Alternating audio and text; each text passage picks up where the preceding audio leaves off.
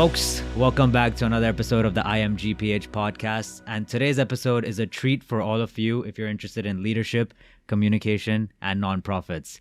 We have Mentala Ismail. So Mentala is the founder and executive director of a nonprofit organization called Refuge Collaborative, which is almost running 6 years strong. Her academic journey has moved from the University of Cincinnati with a Bachelor's of Science in Neuroscience and Biomedical Sciences to a Master's in Public Health, and now Mentala is pursuing a DRPH here at NYU. Also, fun fact, which I'm very excited to hear about, Mentala's given a TED Talk. But I don't want to say anything more. We have Mentala right here in the studio. Mentala, welcome to the IMGPH podcast. Thank you. Thank you so much for having me. I'm really excited. And thank you for the great intro. Makes me sound cooler than I am. So I appreciate that. Mentala's pretty cool. So you know what I'm really curious about, and I want to start off with this right away. Starting a nonprofit is a dream for so many people that I've interacted with. Sure. And I want to know what your journey was. Can you walk us through it, starting that nonprofit? Where did the idea come from, the thought, the desire, the passion? Absolutely. Yeah. So a lot of it stemmed from, my background as an immigrant. So me and my family immigrated here when I was pretty young from Alexandria, Egypt. And we immigrated to Ohio, which is a dream for everybody to immigrate from Egypt to Ohio. And so once we got here, there were so many barriers. I didn't know English, so I had to take ESL classes. So me and my brother, we were the only ones in this predominantly white school pretty much that, we looked foreign. We were the only ones utilizing the ESL teacher. So I credit a lot of my English proficiency to her. She was phenomenal. And so growing up again, you're navigating the system that you're not used to, whether it's education, whether it's healthcare. And I knew one thing for me was I always wanted to go to college and I always wanted to pursue something in medicine. And we'll talk about that a little later, how medicine turned into public health. But always wanted to do that. And so it was pretty devastating to me when I found out a day before when I got to high school that you had to take an entrance exam, an ACT or SAT to get into college. I had no idea about that. So that journey, of understanding the American the American school system and how to navigate that and getting to, your dream of pursuing higher education. So once I, started at University of Cincinnati in 2015, I started volunteering at a local mosque. And when I was there were a lot of Syrian refugees. And at the time when as soon as I got to university, I've kind of never been a sideline player. So I wanted to jump right in, right? Became a tour guide. I was repping UC. I got there 10 days ago. I was this is the best university ever. I joined a bunch of organizations. But there was still that interest and passion for health, right? I want to do something. I want to give back. And when I started, calling Doctors Without Borders. I sent emails. I was what can I do? I'm pursuing higher education. I'm doing my bachelor's. And everybody was nothing. You can do nothing because you need a medical degree or you need this terminal degree that you don't have yet. So right now you're not very useful to us or to the space, where that was the message I was getting.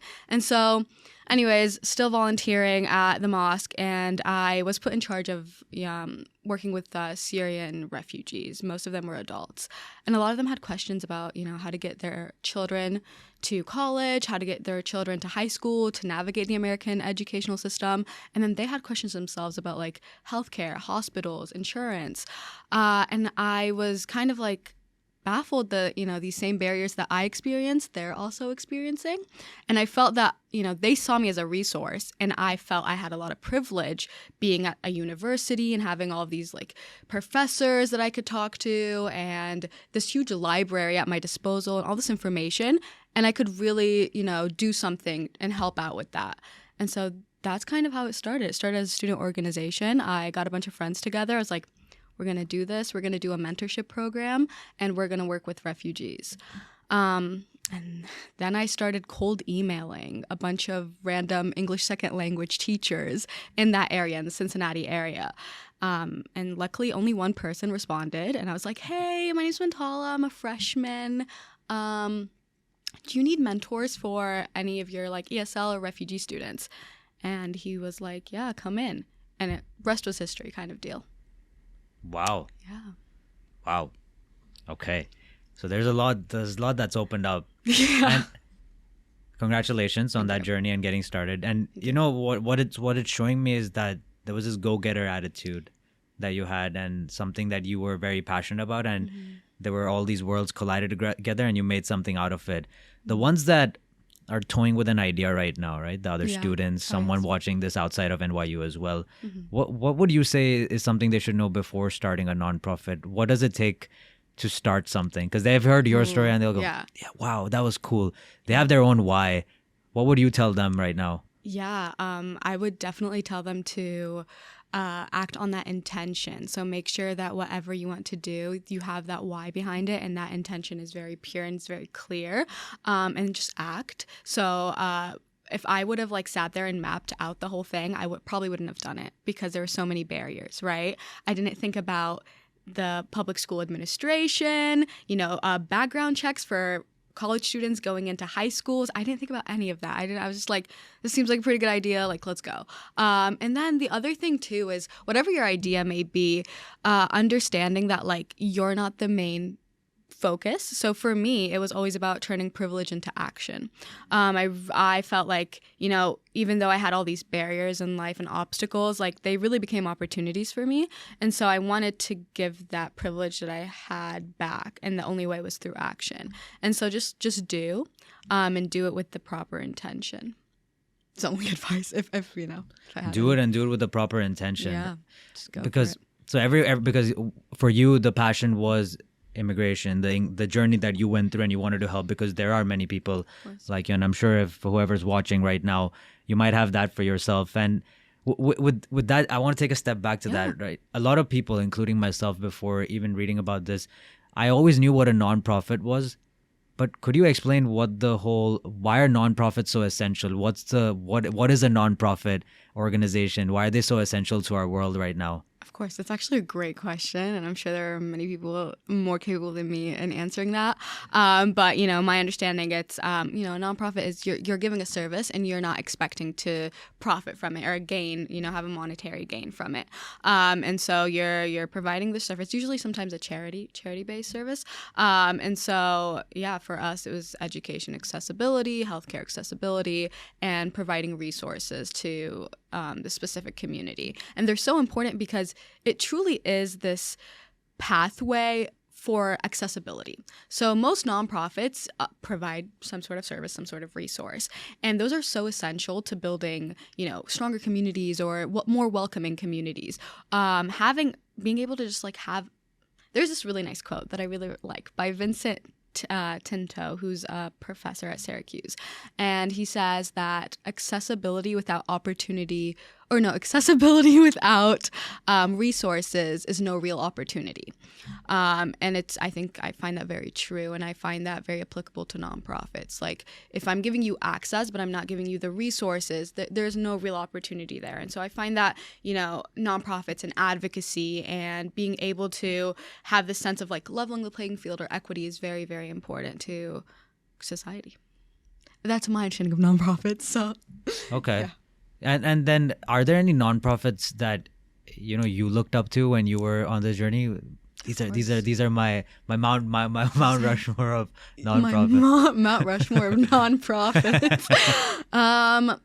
No, and honestly, this might let's go back to that question that you had about what advice I would give to someone wanting to pursue a nonprofit. I went in not knowing anything about nonprofits, right? And I just did it and it turned into that. That's what I was like doing it and learning about it as I'm going. And even to this day, we're about 6 years in, still learning about it. Like I literally took a class last semester where my professor, I was explaining about my nonprofit and what I'm doing. And my professor was like, you need to restructure some of these things because they're not really true to what a nonprofit is. And so I'm still learning, and I think that should not be a deterrent for anybody that wants to pursue whatever it may be, right? Like not being an expert in XYZ. I'm not an expert in nonprofits, right? I just went out to do something. And that something happened to just be a service that fell into this nonprofit title. But at the end of the day, again, it was that intention for that service. I love it. Thank You know you. what? One question we had when you were refuge collaborative. Yes. The word that came to we were thinking about why refuge when it is helping to some extent refugees, the word we all think of. Why did you choose that word? I was really hoping you would ask this question. So when I was like, I hope they ask me what the name means. So I, throughout my whole entire journey, whether it's me immigrating here, education, pursuing, public health, I've been seeking refuge through these things, right? I'm seeking refuge in education. I do that a lot. I seeked refuge in the United States when I came here, not because I was forcibly displaced or anything, but this was, where I was going. This is a new space for me. This is where I was going to do X, Y, and Z.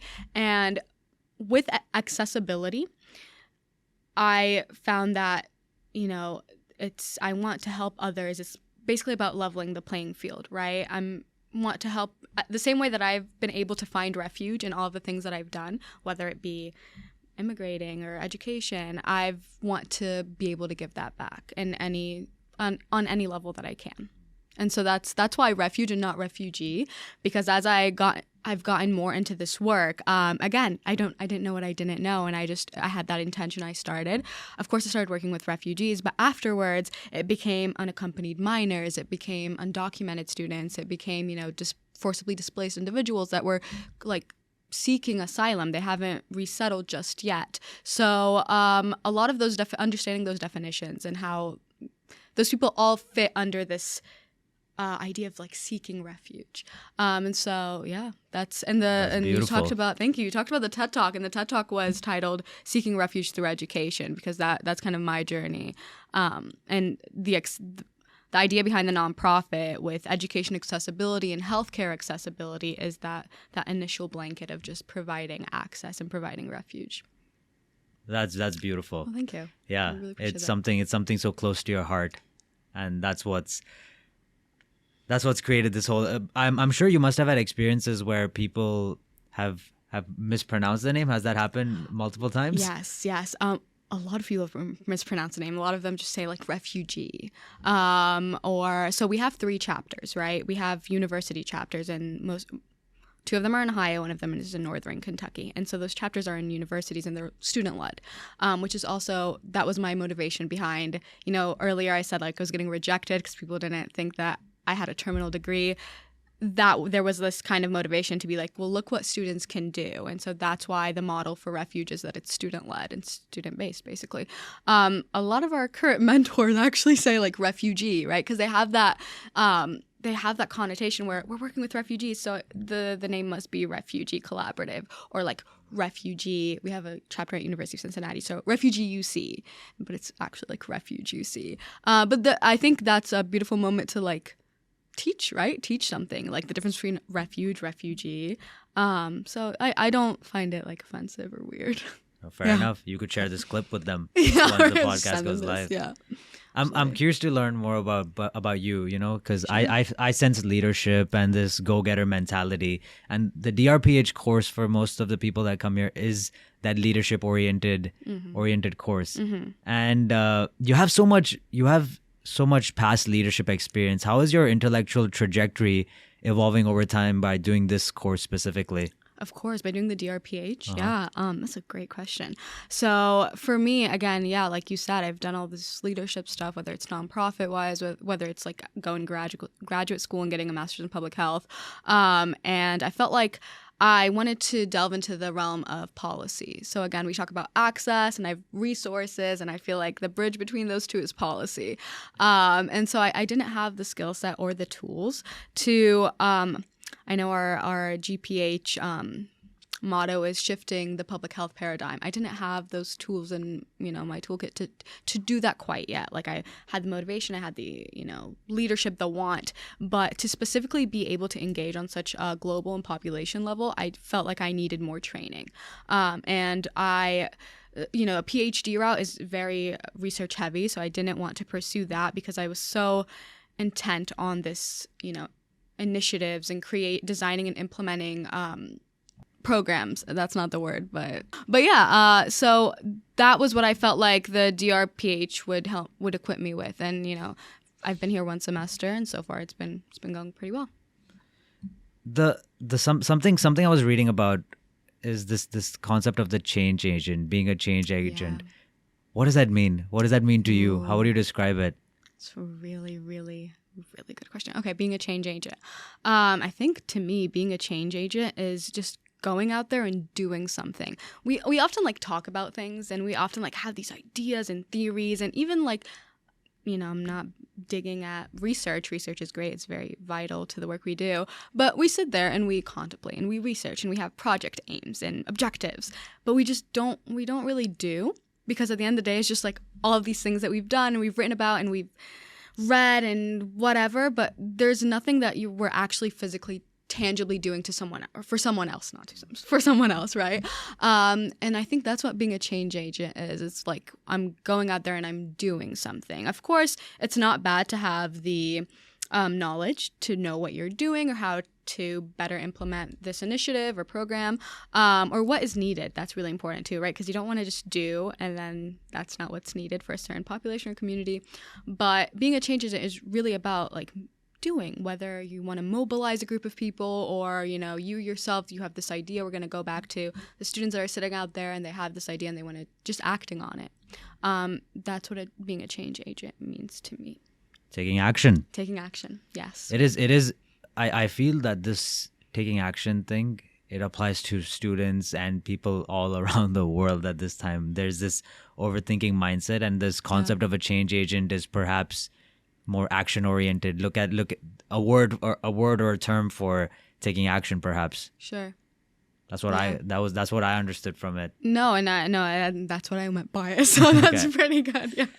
Well, there's this thing of constantly evolving. It seems like you're shedding layers and evolving every year, every month probably. And since coming to New York, what questions do you ask yourself every day to constantly evolve, or whenever the time comes?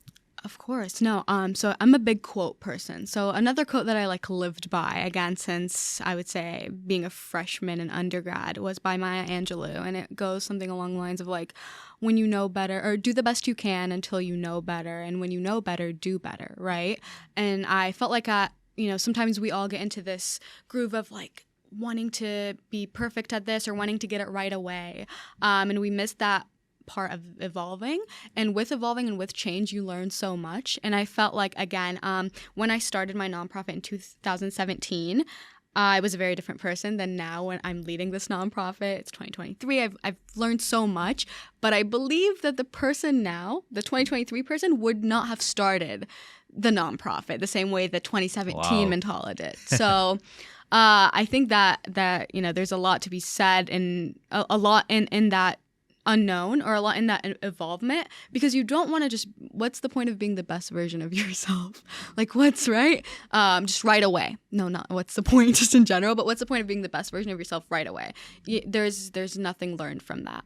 And so that's what I tell myself. I live by that quote, and I don't get too hard on myself when there are these points of rejection or not understanding, or, lack of being my best self. Can you take us to a moment of that?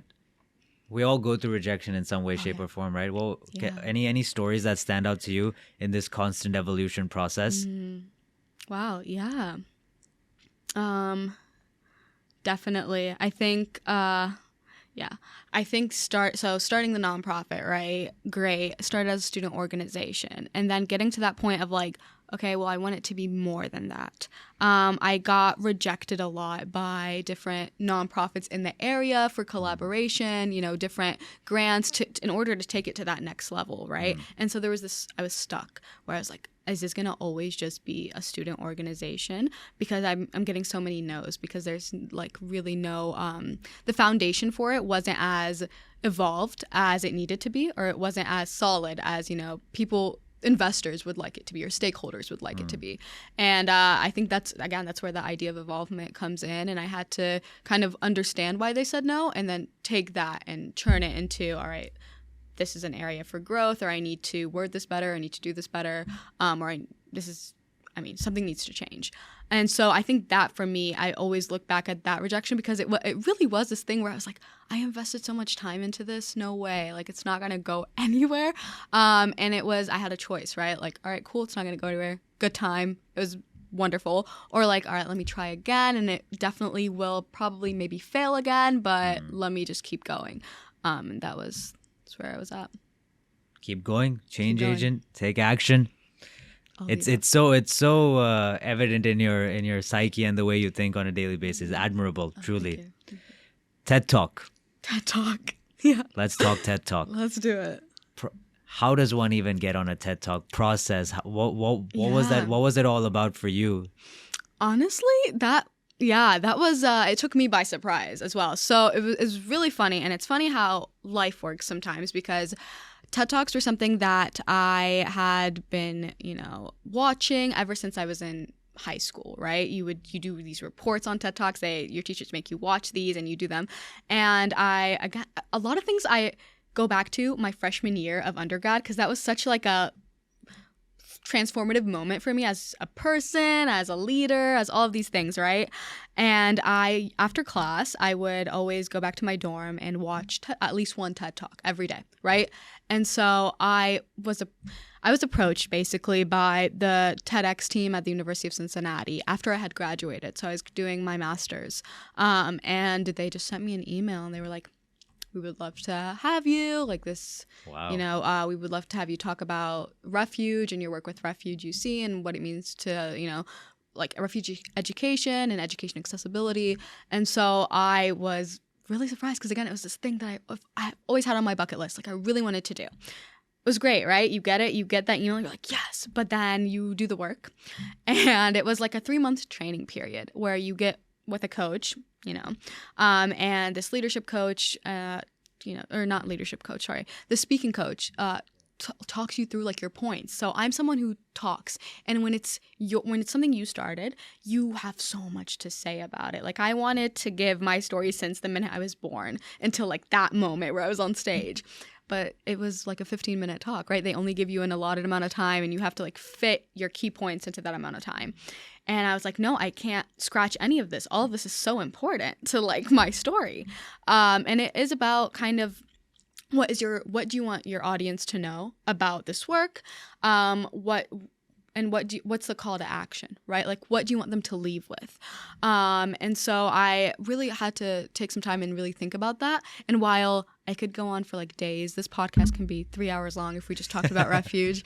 That wasn't the point of like the TED Talk. It was more about like, this community is in Cincinnati, which that's where refugees were there, resettling there. First, I wanted people to be aware of that. Like, they didn't know. So I wanted you to know that this is happening. I also wanted you to know that there was something being done about it. And there was this like, student-led initiative and project and people like putting their time and volunteering. And I also wanted you to know that you could do the same. You don't have to be a student. You don't have to, you yourself could just say, I'm going to take some time and I'm going to volunteer. I'm going to do this because there's this community and I want to make a welcoming environment for them. And so that was the basis of my talk, and really getting people to understand that like the resiliency behind. So working with refugees has been probably one of the best things I've ever done. It's been so wonderful. And I've learned so much from them, and I don't think I could ever gain that from a classroom or from like a professor, from nothing. Nothing could have taught me what they've taught me. And again, they're high school students. So the resiliency and the pure just want to learn, even given everything they've been through, and given systems that are designed to work against them, just given all of it, there's still that resiliency. And it is beautiful, and it's admirable, and it's wonderful. It's one of the best things I've ever gotten to witness. So that was the kind of the idea of a TED Talk, or my TED Talk at least. And so I practiced a lot. I wrote so many versions of the talk, and then came the outfit, right? Like, what do you wear?